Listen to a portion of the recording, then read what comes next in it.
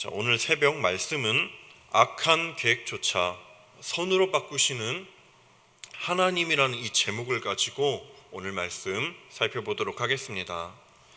자, 우리가 오늘 말씀을 이렇게 살펴보는 가운데 대적자들의 방해와 위기 가운데서도 오히려 선으로 바꾸시는 그 하나님, 그리고 안전하게 하나님의 자녀를 보호하시는 그 하나님의 신실하심을 우리가 오늘 말씀을 통해서 함께 묵상하기를 원합니다. 그래서 오늘 본문 말씀 한번 이렇게 쭉 보시게 되면 바울을 대적하는 사람들이 있었는데 이제 바울을 몰래 암살할 계획을 가지고 있었음을 우리는 볼 수 있습니다. 그래서 오늘 본문 말씀 12절 13절 말씀을 보시면 바울을 대적하는 유대인들이 당을 지어서 바울을 죽일 계획을 갖는데 어떤 계획을 세웠는지 함께 12절 13절 말씀 낭독하도록 하겠습니다. 시작. 날이 새매 유대인들이 당을 지어 맹세하되 바울을 죽이기 전에는 먹지도 아니하고 마시지도 아니하겠다 하고 이같이 동맹한 자가 40여 명이더라. 아멘. 자, 그래서 오늘 말씀 우리가 보시면요, 바울을 죽이기 위한 비밀 결사대 40명이 이렇게 조직이 된 것을 볼 수가 있습니다. 자, 이 사람들은 자신이 옳다고 하는 그 율법적인 관념들, 그런 잘못된 율법 관념에 사로잡혀서 하나님의 온전한 복음을 전하는 바울을 보면서 이 바울을 죽이려고 하였고, 자, 그런데 이들의 모습 속에는 자신들의 행동에 대한 그 어떠한 양심의 거리낌이 없었습니다. 이 암살 시행을 위해서 나중에 보시면 알겠지만 로마의 군대까지 속이려고 하는 그 시도를 벌이는데 이들이 구체적으로 어떤 계획을 세웠는가 우리가 한번 이어서 14절 15절도 한번 낭독해 보도록 하겠습니다. 시작. 대제사장들과 장로들에게 가서 말하되 우리가 바울을 죽이기 전에는 아무것도 먹지 않기로 굳게 맹세하였으니 이제 너희는 그의 사실을 더 자세히 물어보려는 척하면서 공회와 함께 천부장에게 청하여 바울을 너희에게로 데리고 내려오게 하라. 우리는 그가 가까이 오기 전에 죽이기로 준비하였노라 하더니. 아멘.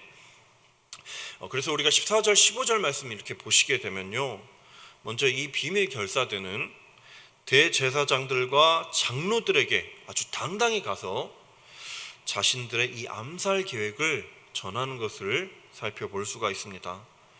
그래서 그들이 전하는 내용은, 이 계획의 내용은 거짓으로 바울을 소환하도록 해서 바울이 대제사장들과 장로들에게 가는 그 틈을 노려서 매복하고 있다가 암살하겠다는 그런 내용이 담겨 있습니다. 오늘 이 암살자들은 바울이 로마 시민이기 때문에 함부로 죽일 수 없었음에도 불구하고 바울을 어떻게든 몰래 죽이려는 목적을 가지고 민족의 지도자들, 그러니까 대제사장들, 장로와 같은 사람들에게 함께 바울을 죽이는 일에 같이 동참하자고 요구를 한 것이죠. 자, 이처럼 사랑하는 성도님들, 이 악한 이들의 계획 가운데 다시 한번 바울 일생일대에 너무나도 커다란 위기가 또 한번 찾아오게 되었습니다. 율법에 대한 잘못된 열심에 사로잡힌 이 극성파들과 그들과 한통속이 된 유대 지도자들에 의해서 오늘 사도 바울은 정말 어느 곳으로부터 보호받지 못하고 이제 암살당해서 죽게 될 그런 위기에 놓이게 된 것입니다. 자, 그런데 여러분, 오늘 우리가 이 시간 말씀을 통해서 주목할 것은 이러한 악한 계획이 세워지는 가운데서도 우리 신실하신 하나님께서는 사도 바울과 함께 일하셨다라는 것입니다. 꼼짝없이 죽을 수밖에 없는 이 바울의 목숨을 하나님께서 계획하셔서 이 모든 악한 계획들을 하나님은 선으로 바꿔 주셨다라는 것입니다. 자, 그렇다면 우리 하나님께서 어떻게 이들의 악한 계획을 선으로 바꾸셨을까요? 우리가 오늘 16절 말씀 한번 함께 또 낭독해 보도록 하겠습니다. 시작. 바울의 생질이 그들이 매복하여 있다함을 듣고 와서 영내에 들어가 바울에게 알린지라. 아멘. 자, 이 16절 말씀에서 바울의 생질이라는 이 한 인물이 등장하는데, 자, 여기서 생질은 바울의 조카, 그러니까 바울의 누나의 아들을 가리킵니다. 자, 그런데 오늘 말씀만 보면 그가 정확히 누구인지, 누나의 아들이라고는 되어 있지만 정확하게 누구인지, 이름이 무엇인지는 성경 말씀이 기록되어 있지는 않기 때문에 우리가 정확하게 알 수는 없지만, 그러나 여러분, 오늘 우리가 본문 말씀 가운데 이 바울의 조카는 너무나도 중요한 역할을 감당하고 있습니다. 우리가 다시 한번 16절 말씀 보게 되면 이 바울의 생질은 바울을 죽이려는 이 40명의 사람들이 매복하고 죽이려는 계획을 갖고 있다라는 이 소식을 듣고 나서 바울이 있는 성으로 들어와서 긴박한 이 위기의 상황을 전하는 그런 메신저의 역할을 감당한 것입니다. 비록 이 사람이 어떻게 이 위기의 소식을 듣게 되었는지는 우리는 정확하게 알 길은 없습니다. 자, 그러나 분명한 것은요, 하나님께서 이 사건 속에 개입하시고 바울과 함께 동행하셨다라는 것입니다. 원래 같으면 40명의 이 비밀 암살단이 조직되어서 바울을 죽일 계획을 갖고 있다라는 이 소식은 당연히 비밀리에 진행이 되어서 어느 누구도 들을 수 없는 것이 정상이겠죠. 그래서 원래 계획한 대로, 이들의 계획대로 일이 진행되었더라면 바울 사도는 이들의 손에 의해서 죽을 수밖에 없었던 거겠죠. 그러나 하나님께서는요, 이런 이들의 악한 계획을 결코 내버려 두지 않으셨습니다. 바울의 친조카의 귀에 바울을 암살하려는 그런 계획이 들어가게 하신 것이죠. 그렇게 하나님께서는 바울을 죽이려는 이 악한 계획 가운데 이 악한 계획조차 하나님의 일하심을 드러내는 발판으로서 삼으신 것을 우리가 볼 수 있습니다. 자, 그렇다면 여러분, 오늘 이 말씀 16절 말씀 이후에 사도 바울이 어떻게 건져지게 되었을까요? 오늘 본문 말씀으로 돌아가 17절에서 21절까지 내용을 축약해서 제가 말씀을 드리면, 이제 바울의 친조카가 바울을 죽이려는 음모가 있다, 이 유대인들이 바울을 죽이려고 한다, 내 삼촌을 죽이려고 한다는 그 소식을 이제 로마 천부장에게 이제 다이렉트로 가서 전하고 있습니다. 직접 가서 전하고 있습니다. 그래서 이 소식을 전하면서 지금 바울을 죽이기 전까지는 먹지도 마시지도 않기로 맹세한 비밀 결사대가 지금 매복 중에 있으니까 바울을 데리고 공회에 내려오도록 하는 이 유대인들의 모든 요청을 결코 들어주지 말라고 그렇게 요구를 한 것이죠. 이 말을 듣고 난 천부장이 어떻게 반응을 했을까요? 우리가 먼저 23절, 24절 말씀을 한번 낭독해 보도록 하겠습니다. 시작. 백부장 둘을 불러 이르되 밤 제3시에 가이사랴까지 갈 보병 200명과 기병 70명과 창병 200명을 준비하라 하고, 또 바울을 태워 총독 벨릭스에게로 무사히 보내기 위하여 짐승을 준비하라 명하며. 아멘. 자, 우리가 이 말씀을 보면 정말 지극정성으로 이 천부장이 바울을 보호하고 있는 것을 살펴볼 수가 있습니다. 그래서 오늘 말씀 이 숫자들을 종합하게 되면 이제 총 470명, 그러니까 약 500명이나 되는 수많은 군사들이 바울 한 사람을 위해서 총동원해서 바울을 지키고 있는 것입니다. 그리고 정식 재판을 받을 수 있는 이제 가이사랴라는 지역이 있었는데, 그 먼 지역까지 그냥 차비 하나도 안 들고 안전하고 편안하게 갈 수 있도록 짐승 한 마리까지 준비되어 있는 모습을 우리가 볼 수 있습니다. 참 얼마나 하나님께서 놀랍도록 일하시는지 모릅니다.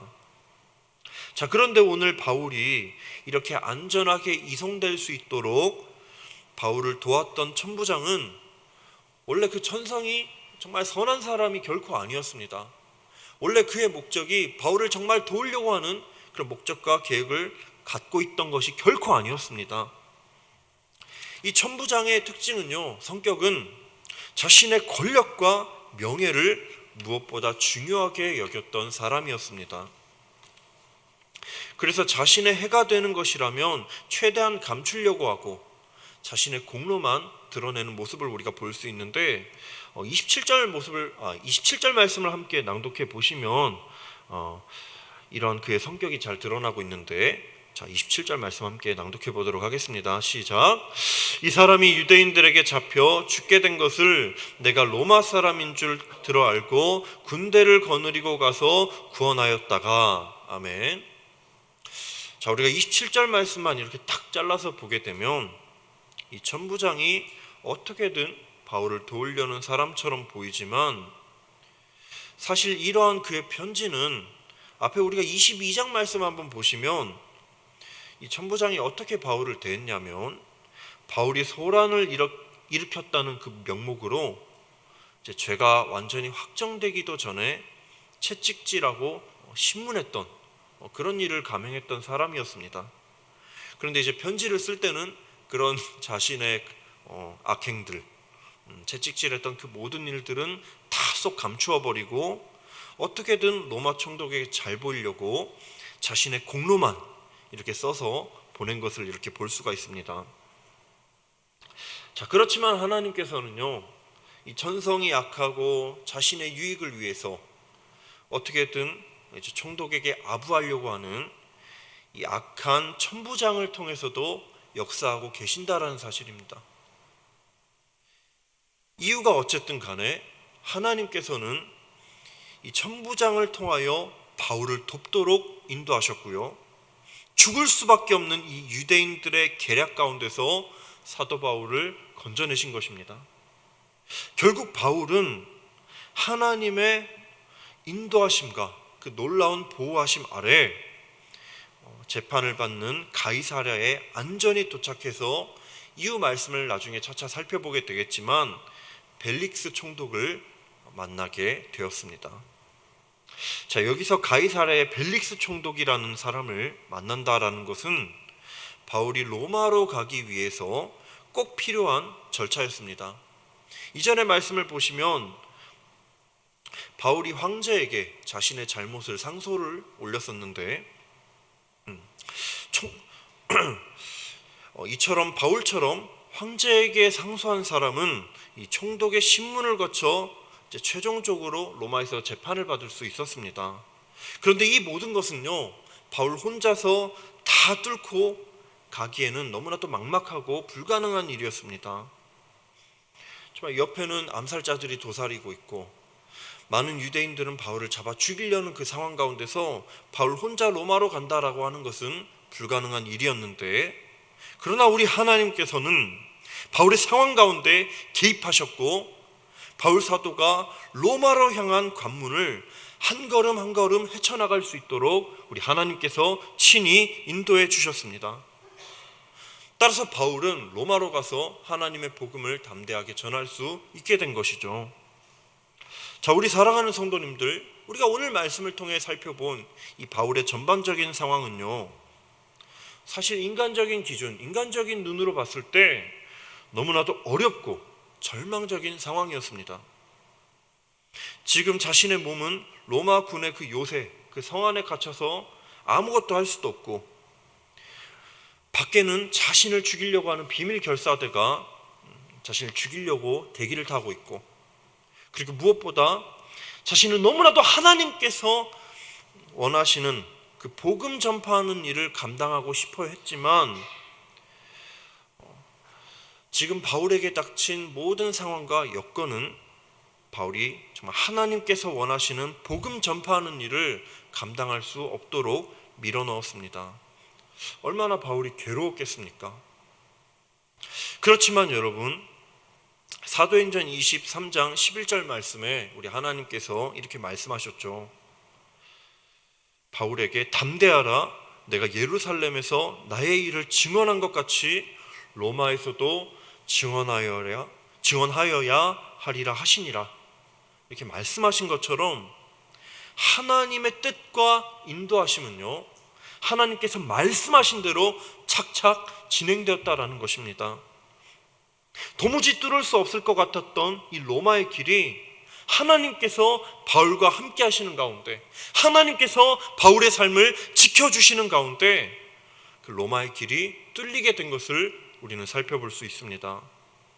사랑하는 우리 성도님들, 때로는 우리의 삶은요, 오늘 바울과 같이 극단적이지는 않더라도 우리의 삶 또한 굉장히 어렵고 절망적인 상황 가운데 놓여 있을 때가 얼마나 많은지 모릅니다. 그러나 사랑하는 성도님들, 우리가 어렵고 힘든 상황을 마주할 때마다 낙심할 이유가 전혀 없는 까닭은 무엇입니까? 그것은 바로 오늘 말씀 제목처럼 오늘 바울의 모든 악조건을 선한 하나님의 계획을 바꾸신 그런 하나님께서 우리와 항상 함께하고 계시기 때문입니다. 하나님께서 반드시 한번 정한 계획은 신실하게 이뤄가시고 우리의 삶을 날마다 안전하게 책임져 주시기 때문에 우리는 어떤 상황 가운데서도 낙심할 이유가 전혀 없는 것입니다. 따라서 우리 사랑하는 성도님들, 우리가 오늘 이 아침 하나님께서 주시는 이 말씀을 통해서 우리가 한 가지 주목했으면 좋겠습니다. 우리 하나님께서 우리 삶 가운데 신실하게 일하신다.